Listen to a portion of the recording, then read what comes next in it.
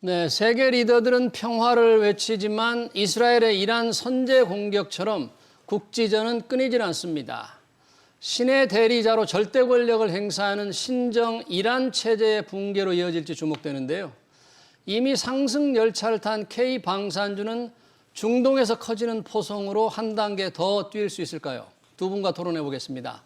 김만기 카이스트 미래전략대학원 교수, 이화진 IM증권 도곡 VM센터 과장 나오셨습니다. 어서 오십시오. 네, 반갑습니다. 네, 반갑습니다. 네, 지금 캐나다에서 열리는 G7 정상회의에서 긴급 철수했습니다. 트럼프 대통령, 그리고 백악관에서 지금 안전보장회의를 했는데 그만큼 이스라엘, 이란 전황이 심상치 않은 것 같습니다. 현재까지 상황이 어떻게 되는지 김만기 교수님, 트럼프 대통령이 이란에 대해서 조건 없는 항복을 요구했는데 지금 전황이 어느 정도입니까? 제가 현지에 한번 이스라엘의 게시물하고 직접 통화를 한번 해봤습니다. 이스라엘에요? 네, 현지 상황이 어떤지. 네. 그래서 현지에 있는 이스라엘 국민들은 상당히 어떻게 보면 이제 아이론돔의 일부 이란이 미사일을 쏘면서 드론하고 어떻게 보면 기만 작전을 쓴 거죠. 드론과 미사일을 섞어하니까 방어 체제가 조금 이제 좀 혼돈스러운 약간 뚫린 것도 그렇죠. 있죠. 좀 뚫린 게 그래서 뚫린다고 이야기를 하는 거죠. 그럼에도 불구하고 일부 피해도 생기지만 국민적인 공감대는 한번 해보자 하는 그런 생각들이 많고 끝까지 가겠다. 끝까지 가보자. 이렇게 됐으니까 한번 미국이 조금만 도와주면 이 그동안에 항상 불안감 속에 있던 이런 기조에서 조금 핵시설을 완전히 좀 제거할 수 있는 이런 기대치가 있어서 상당히 국민적인 공감대는 한번 해볼 수 있지 않겠나 이런 생각들을 많이 한다 그래요. 그래서 지금 어려운 것들 좀 감내를 하자 하는 이런 생각들이 많이 가지고 있는 것 같습니다. 교수님, 이스라엘 현지에서 한번 해보자는 것은 이란에 대해서 어디까지 하겠다는 거예요? 한번 해보자 그런 생각에 한 번이라면 어디까지를 염두에 두는 걸까요? 이제 미국 정가에서는 이제 정권 교체를 염두에 둔 말들이 벌써 나오기 시작합니다. 이란 하메네이 그렇죠. 정권의 교체까지. 네, 특히 이제 폭스 뉴스나 이런 쪽도 나오고 이제 정치 평론가들의 그런 아마도 근거들이 나름대로 미국 정부에서 가지고 있는 그런 이제 정보 자산에 의해서 판단을 조금 한 것 같아요. 네. 그래서 만약에 이제 핵시설을 벙커버스터로 만약에 이제 공격을 하게 돼서 그게 정말 무력화가 된다면 상당히 좀 전체적으로 국민 정서가 많이 흔들리고 이란 정권이 상당히 어려움이 있지 않겠느냐 이런 일반적인 이제 추측을 지금도 많이 하고 있는 것 같습니다. 네, 일부 미국의 이제 그런 우파 방송에서는 하메네이 정권 교체까지도 생각한다는데. 정권 교체까지 가려면 완전히 이란을 정말 무력화시켜야 될 텐데요. 지금 핵시설은 아직 파괴되지 않은 거죠. 네, 그렇습니다. 그 부분을 지금 미국이 참전 가능성이 있다는 게 그 부분을 깨부실 수 있다 이런 얘기인가요?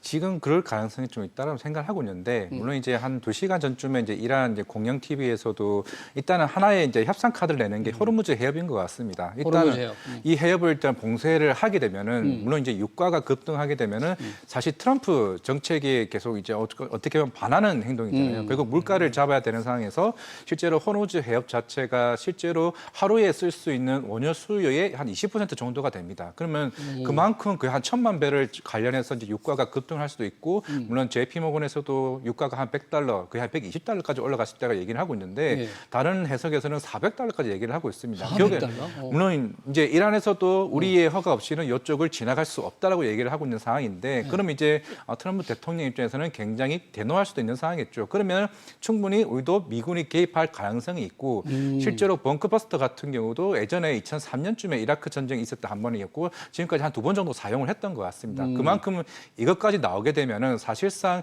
이란이 할 수 있는 기술력이나 핵시설과 관련된 과학기술자들 거의 대부분 지금 사망한 사례로 좀 나오고 있는 상황이기 때문에 그만큼 이란이 좀 장기전으로 갈 힘이 좀 없는 상황에서 마지막 카드가 별로 없지는 않을까라고 해봤을 때는 트럼프 말씀처럼 결국에는 빨리 항복을 하되 완벽한 항복을 하기까지 그게 좀 녹아가는 것 같습니다. 완벽하게 항복하라. 조건 없는 항복이에요. 완전 손 들고 나오라는 건데 호르무즈 해협을 만약에 봉쇄한다 그러면 이 원유 전 세계 공급량이 20%예요. 그러면 우리도 영향을 받고 글로벌 경제 영향을 받는데 해협 봉쇄나 통제 이란이 할 가능성이 있다고 봐야 돼요? 뭐 항상 그런 잠재적인 그 가능성은 있지만 실질적으로 지금 미국 항모 전단이 벌써 극파되었고 항모 전단. 그리고 이제 사실은 미국이 좀 장기전을 수용할 수 있는 그 수송함, 원료를 싣고 다니는 수송함, 또 뭐 공중 급유기 같은 것도 벌써 현장에 배치가 됐기 때문에 설사 이런 이제 이란이 소위 말해서 그런 나름대로 대책을 세운다 하더라도 좀 그 아주 그 전격적으로 어떻게 미국이나 서방 국가에 맞대응을 할 만한 그런 권력은 없지 않겠느냐. 그래서 그게 아주 폭발적으로 유가를 상승시키는 그런 가능성은 많지 않지 않겠나 이런 또 생각도 해볼 수 있을 것 같습니다.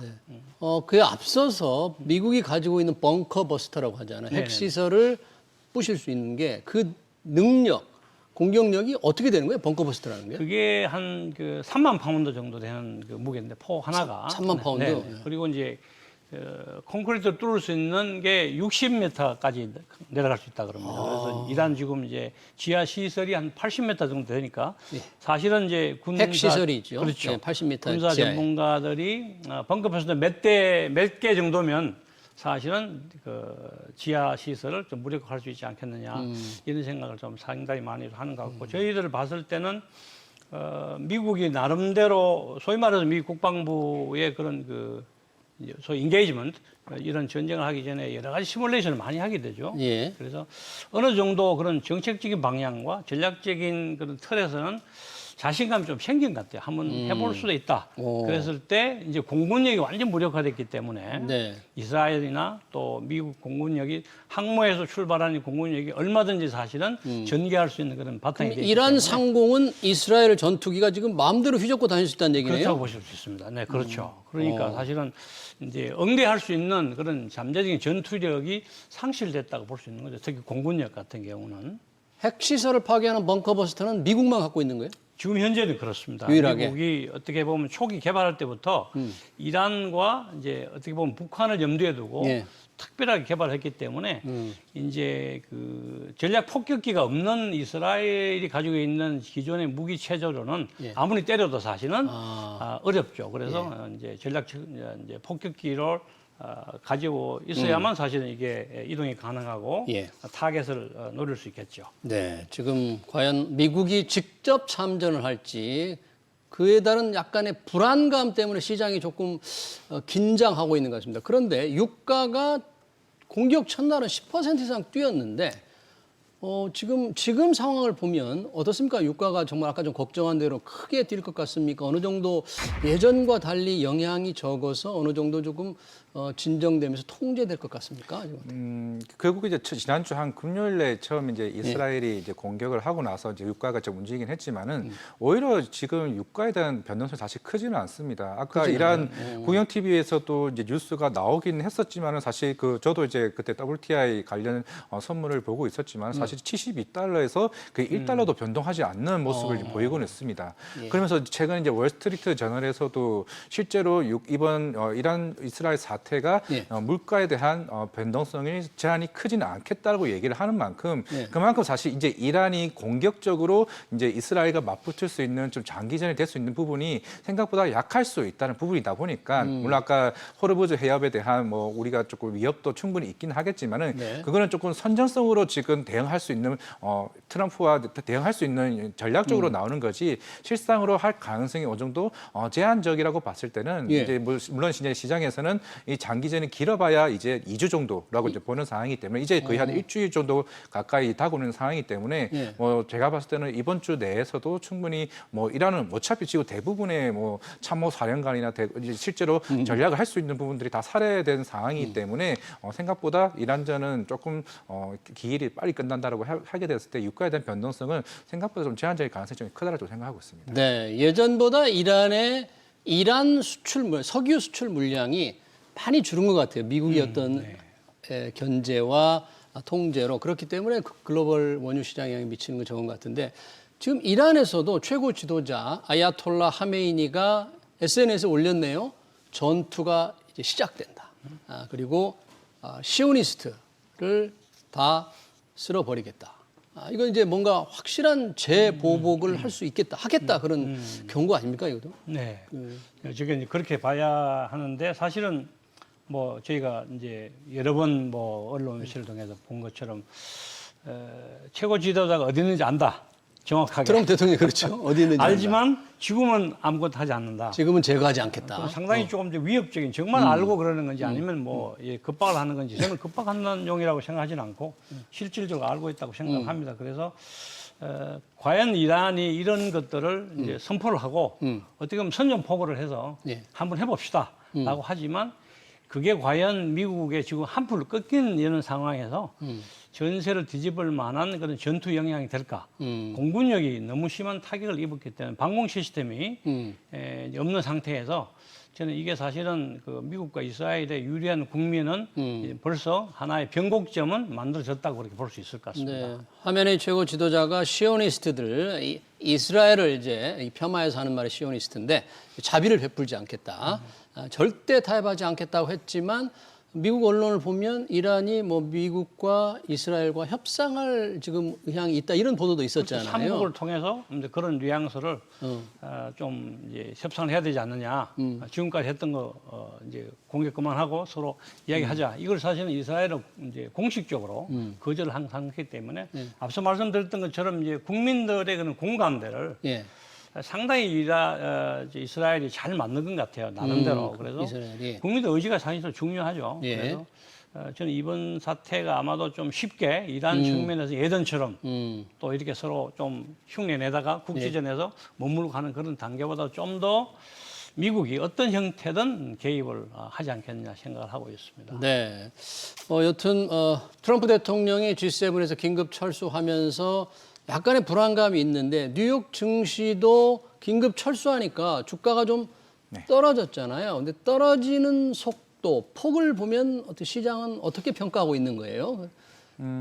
결국에는 지금 나스닥 선물 같은 경우는 플러스로 지금 전환이 됐습니다. 그만큼 그래요? 이제 뭐 내일 이제 새벽에 이제 FOMC도 이제 열리긴 하겠지만은 물론 미국은 결국에는 이제 다음 달 뭐 관세 정책도 있을 거고 결국에는 이제 부채 한도 협상안도 있는 상황이긴 하겠지만은 그만큼 이제 물가가 그만큼 이제 에너지 가격의 영향에 따라서 최근에 뭐 소매 판매도 마찬가지였고 소비자 물가 지수도 영향을 좀 미친 상황이었는데 결국에는 이제 우리가 예전에 러시아 우크라이나 사태처럼 그게 장기화 되게 됐을 때 우리가 물가에 대한 우려, 실질적으로 그러면 식자재나 아니면 여러 다른 구리 가격이나 다른 가격, 원자재 가격들이 사실 크게 좀 변동이 안 나왔다는 측면에서는 지금 이제 유가가 지금 73달러에서 유지되고 있는데 결국 이게 마무리 국면에 들어가게 되면 당연히 유가는 급격하게 좀 빠질 가능성이 좀 있다라고 생각하고 있습니다.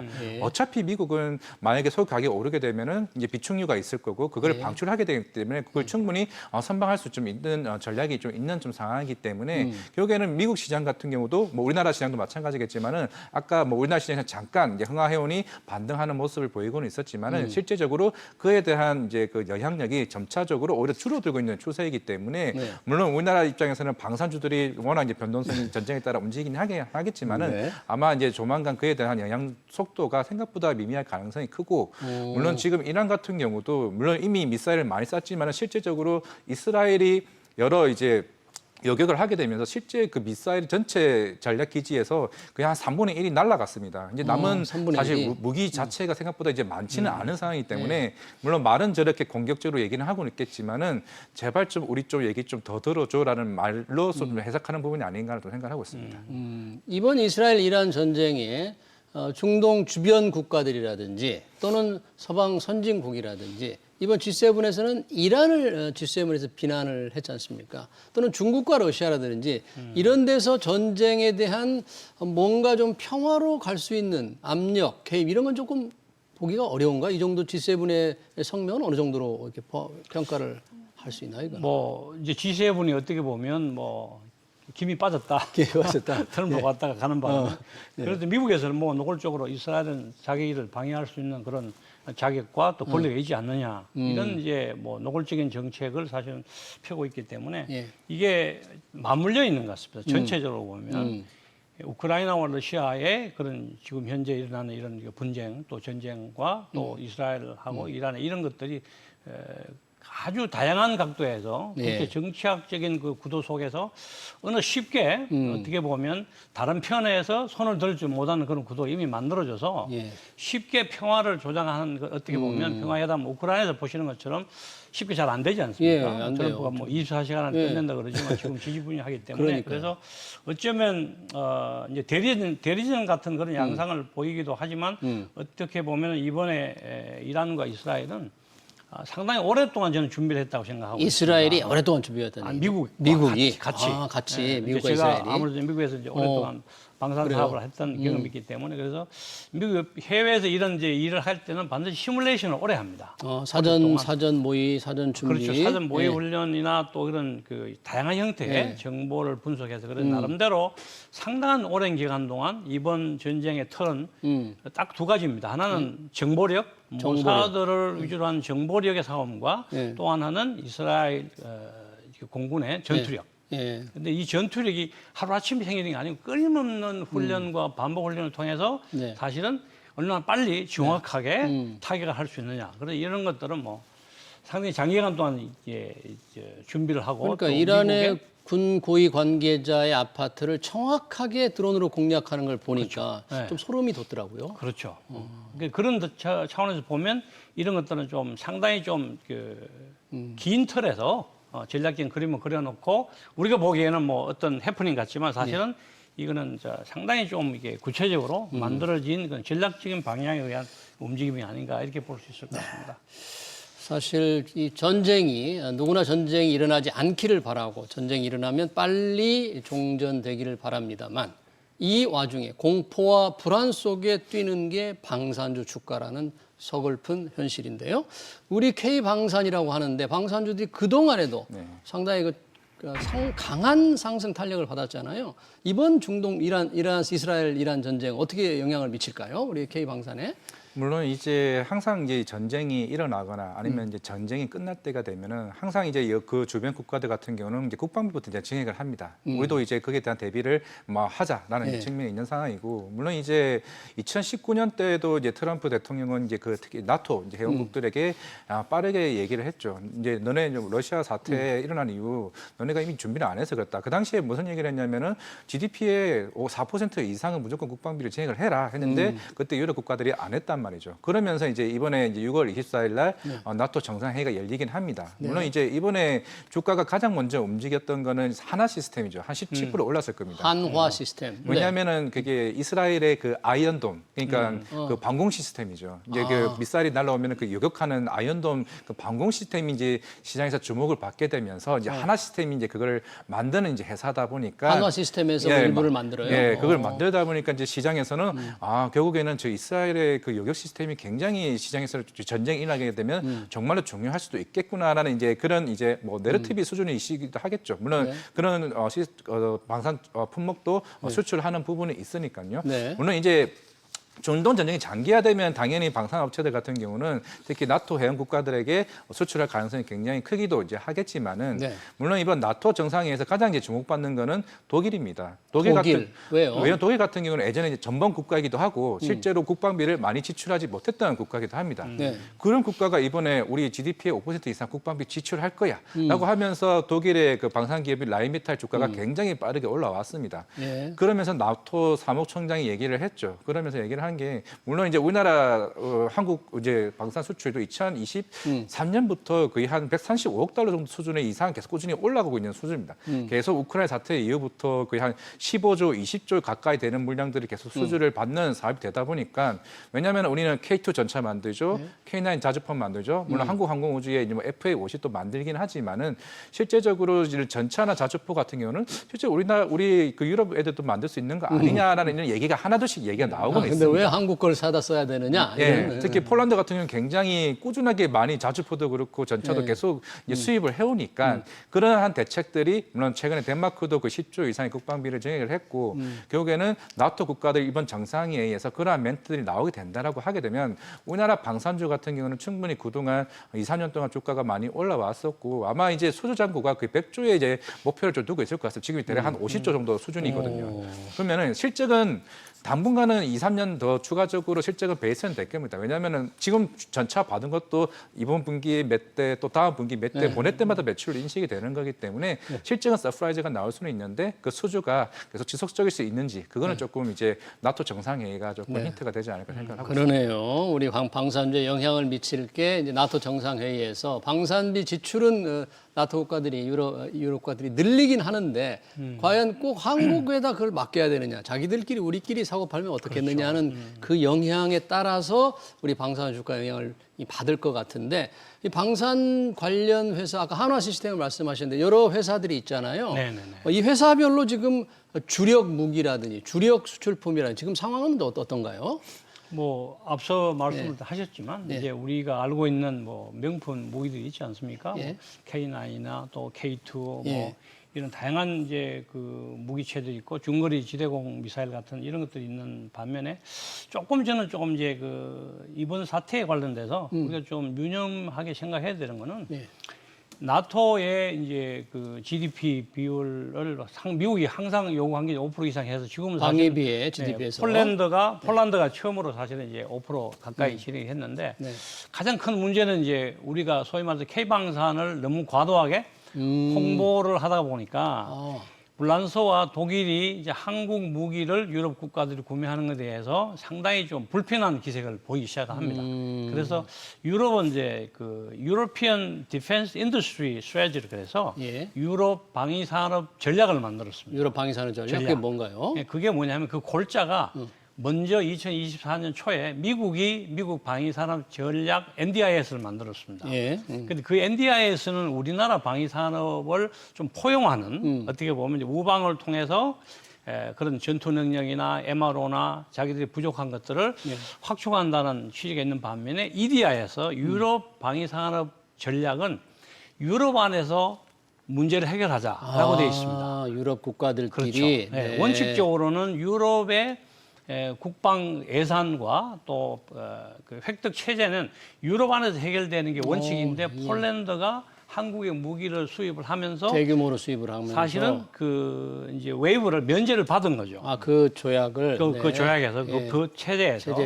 근데 그 당시에 우리가 이제 너무 사실 물론 이제 우리 방산 기업 입장에서는 뭐 자랑할 만하지만 방위산업의 특성상 그렇지 않습니까? 기밀이 유지돼야 되고 다양한 형태로 국가 전략이기 때문에 그렇게 우리가 너무 좀 과도하게 어느 나라가 뭘 할 거다.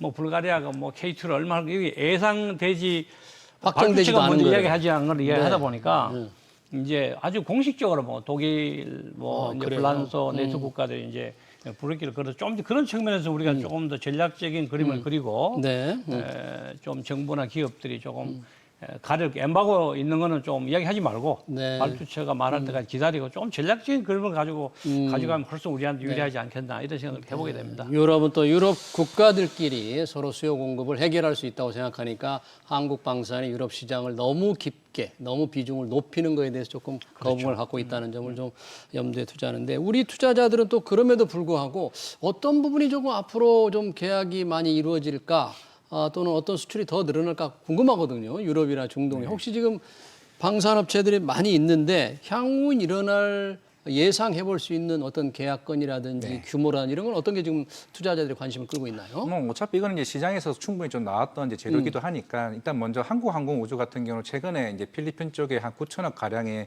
일단은 FA50 이제 물량들을 공급을 받았습니다. 이제 물론 한국항공우주는 우리가 알고 있는 하나 에어로스페이스나 하나 시스템이나 이제 현대로템만큼의 주가는 최근에 좀 도로르긴 했지만은 지금 오히려 주목받고 있는 게 내년 초쯤에 이제 특히 중동 쪽이나 이제 동남아 쪽에 좀 대량의 이제 FA50 1차 이슈가 좀 있는 상황이기 때문에 그렇게 되면은 좀 향후에 대한 기대가 좀 많은 측면이 있고 대신에 이제 현대로템이나 하나 에어로스페이스는 이제 수주에 따라서 실적이 반영되는 이제 시점이니까 계속 그에 따른 밸류에이션이 이제 반영되고 있는데 이제 현대로템은 물론 이제 작년 9월부터 처음 얘기가 나왔습니다. 폴란드 2차 수출 계약이 나오고 있는데 폴란드 2차 수출 계약. 그게 K2 전차인데 물론 처음에는 4조 얘기 나왔다가 7조 얘기 나왔다가 지금 이제 9조까지 시장에서도 얘기가 나오고 있습니다. 물론 그런 부분도 이제 시장에서는 반영되고는 있지만은 이제 작년 9월에 얘기가 나왔던 게 폴란드, 그다음에 루마니아, 그다음에 슬로바키아까지 얘기가 나오고는 있거든요. 그러면 이제 시장에서는 만약에 막 구조가 나왔으면은 그러면 다음 루마니아, 슬로바키아 그 정도 규모까지는 아니지 않을까. 흔히 우리가 주가 탄력적으로 봤을 때 4조, 6조, 9조로 갔을 때 주가는 더 거기에 따른 주 수급이 더 세게 붙는데 그러면 구조를 정점을 찍고 나서부터 수주 성장 속도가 좀 둔화되는 부분도 아닐까. 아까 앞에서 교수님도 얘기했지만은 미국 국가들이 이제 서서히 우리나라의 수입이 생각보다 비중이 줄어들게 되면 이제에 대한 방산에 대한 모멘텀도 사실 주가적인 측면에서 좀 다르게 해석해야 되는 게 아닌가. 물론 성장은 계속할 수는 있겠지만은 성장 속도가 50% 성장하던 회사가 갑자기 내년부터 30% 성장하게 되면은 약간 시장은 눈을 다른 데로 돌릴 가능성이 있다는 거죠. 네, 말씀 듣고 보니까 지금 급하게 달려온 방산주 계속 실적이 좋아질 것 같지만 그 스피드, 속도가 지속되기는 조금 될 수 있을까? 약간 의구심도 좀 드는데 우리 교수님 보시기는 어떻습니까? 그 저희 방위산업의 가장 중요한 키워드는 저는 지속 가능성이라고 봅니다. 지속 가능성. 네, sustainability.